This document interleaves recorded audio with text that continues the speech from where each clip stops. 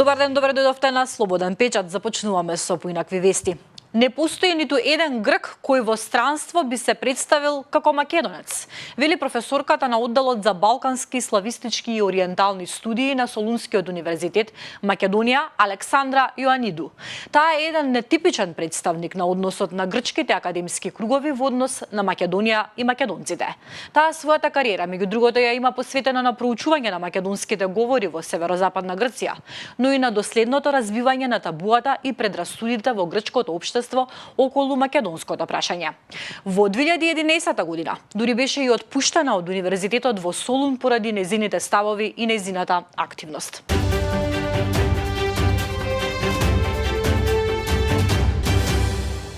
Матурантите кои не ја положија државната матура во јуни, денеска ќе го полагаат првиот задолжителен екстерен испит, мајчин јазик и литература.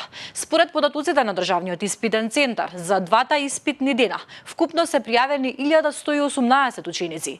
На 14 август пак полагањето е на вториот изборен екстерен испит од државната матура во августовската испитна сесија.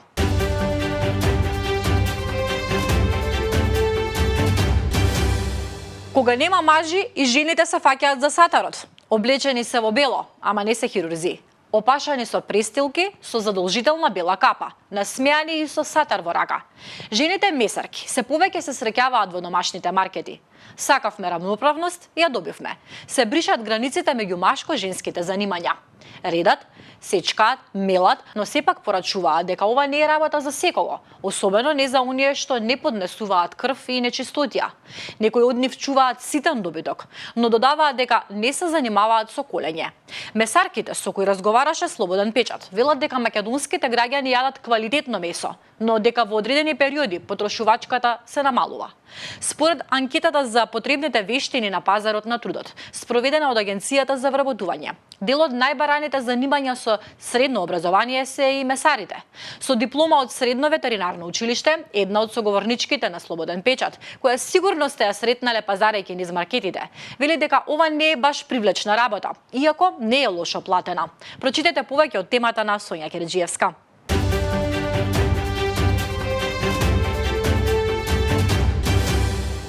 Неискосена сува трева, запуштен терен обраснат со пиреј, фонтана што непрекинато жубори и го наводнува дивиот жбун околу неа.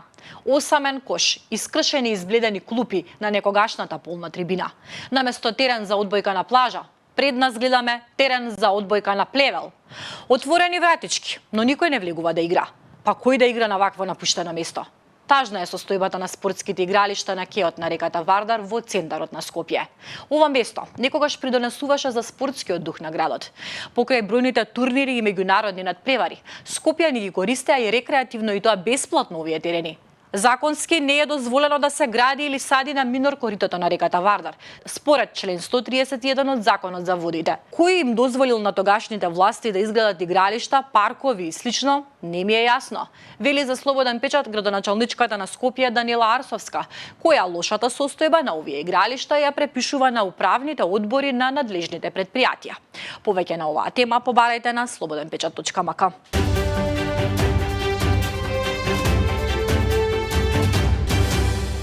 Уште малку за Скопје. На кеот Димитар Влахов, паднатите лисија од дрвјата ќе ја дочекаат и оваа есен. Едноставно, не е јасно и како може колку толку да се одржува еден дел од градот, а друг да се заборави цела година, па и повеќе. Например, кеот 13 ноември во најголемиот дел се одржува особено позади ГТЦ, каде што се наоѓаат угостителските објекти, кои се многу посетувани во летните денови. Но од другата страна на Вардар, на кеот Димитар Влахов, поточно од улицата Филип II Македонски, па до булеварот Крсте Петков Мисирков, па и понатаму на кај МКЦ. Повеќе од очигледно е дека комуналците и вработените од паркови и зеленило одамна не свратиле. Се е запуштено, обраснато и нечисто. На кеот покрај црквата Света Богородица, лисијата од дрвјата што паднале минатата есен, ќе ја дочекаат и оваа есен. Залепени и натапкани на плочките, од нив се запнати и сливниците. Темата е на Анита Стојковска.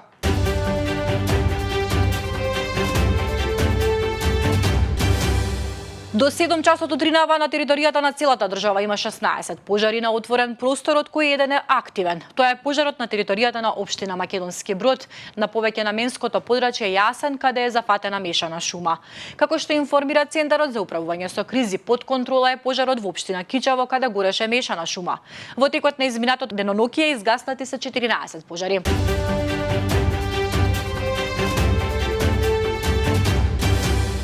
Големи пожари беснеат во Црна-Гора. Во моментов пожарите се активни во општините Подгорица, Будва, Бар, Никшик, Шавник и Биело поле.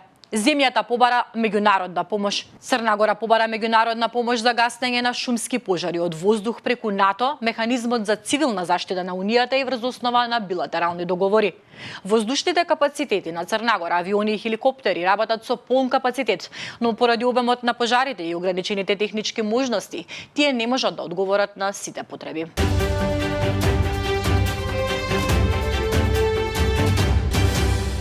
4-годишно дете од Романија почина во Италија од топлотниот бран која погоди Европа. Детето беше пронајдено без свест во автомобил на островот Сардинија. Веста стигна до предупредување од Италијанското министерство за здравство за опасноста од високите температури во 7 поголеми градови, вклучувајќи ја и Болонја и Фиренца. Во многу градови во Франција, Италија и на југоистокот на Европа беше прогласено црвено предупредување поради топлина.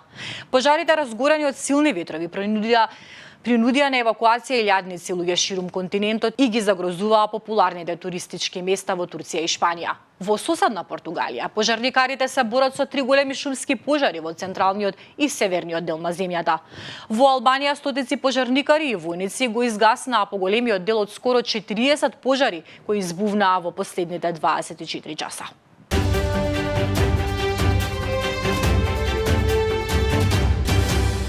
Трамп ги одложи царините против Кина за 90 дена. Царините од над 100% за стоките од Кина при увозот требаше да стапат во сила денеска. И Кина ги суспендира своите царини за американските стоки за 90 дена. Како што објави Кинеското министерство за трговија, Пекинг ќе ги задржи царините за американските стоки на 10% и ќе преземе мерки за елиминирање на нецаринските трговски бариери за американските производи.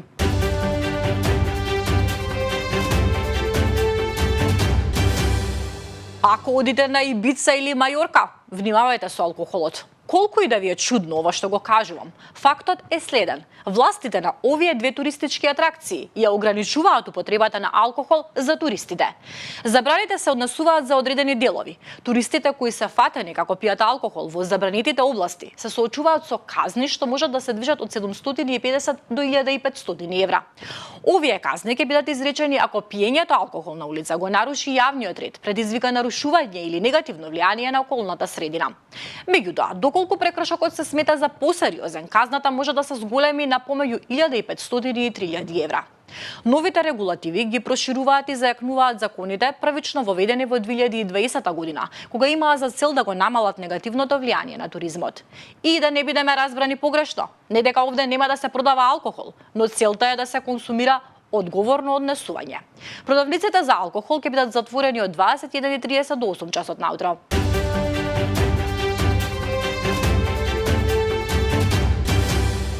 Председателот на владата на Македонија Христијан Мицкоски и министерот за здравство Азир Алиу ќе присуствуваат на пуштањето во употреба на целосно реконструираното болничко оделение на јавната здравствена установа Универзитетската клиника за урологија при клинички центар Мајка Тереза во Скопје. Тројца убиени, еден повреден во престрелка пред продавница во Тексас. Напаѓачот е уапсен. Мароканска активистка е уапсена бидејќи напишала Аллах е лесбејка на мајчката и се заканува каменување. Израел може да го откаже или одложи планот за Газа доколку Хамас направи отстапки. Нетањаху не сака преговори за делумен прекин на огнот. COVID-19 ни ги остарал мозоците, покажува најнова студија. Почнува 36-та ликовна колонија Галичник 2025. Повеќе за ова, но и многу други информации ќе најдете на slobodnpečat.mk. Тоа беше се во овие поинакви вести. Ви благодарам на довербата и вниманието.